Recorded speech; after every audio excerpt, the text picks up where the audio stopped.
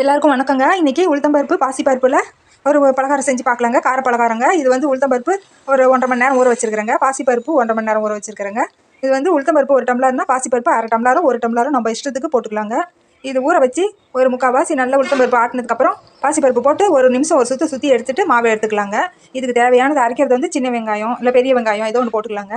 கொத்தமல்லி, கருவேப்பிலை, பச்சை மிளகா, இஞ்சி போட்டுக்கணுங்க. இதெல்லாம் தூளாக அரிஞ்சு வச்சுட்டு இதை ஆட்டிட்டு காட்டுங்க. இதுக்கு மேலே உப்பு பச்சரிசி மாவு கொஞ்சம் போட்டு சுட்டு எடுக்கிறது தாங்க நல்ல சுவையாக ருசியாக இருக்குங்க. உளுத்த மாவு ஆட்டி 3/4 பதத்தில் பருப்பு போட்டு ஆட்டி எடுத்துடுங்க. இதில் சின்ன வெங்காயம், கருவேப்பிலை, கொத்தமல்லி தழை, பச்சை மிளகா, இஞ்சி, பச்சரிசி மாவு, கொஞ்சோண்டு பெருங்காயத்தூள், உப்பு போட்டுருக்குறேங்க. நல்லா தூளாக நைஸாக நான் அரிஞ்சு எடுத்துட்டேங்க. இப்போ போண்டா மாவு மாதிரி போடுறது தான். எண்ணெயை வச்சு அப்படி அப்படியே எடுத்து போட்டுடலாம்.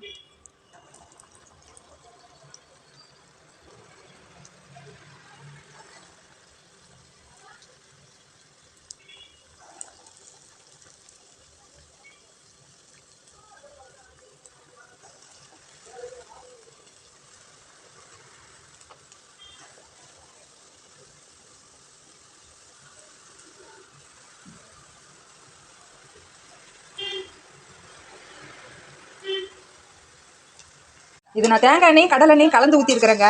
அதனால் அப்படி பொங்குற மாதிரி வரும். வேக வேக சரியாக போயிடும்.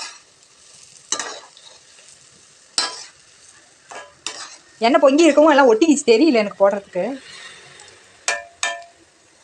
பிரித்து விட்டாக்க வெந்துடும். ஆனால் கொஞ்சம் கம்மியாகவே வச்சுக்கலாம். எல்லாம் பொன்னிறமானோன்னு எடுத்துடலாங்க. நான் சொன்ன பதத்தில் செஞ்சால் எண்ணெய் இழுக்காதுங்க. காரம் தேவையான அளவுக்கு போட்டுக்கலாங்க.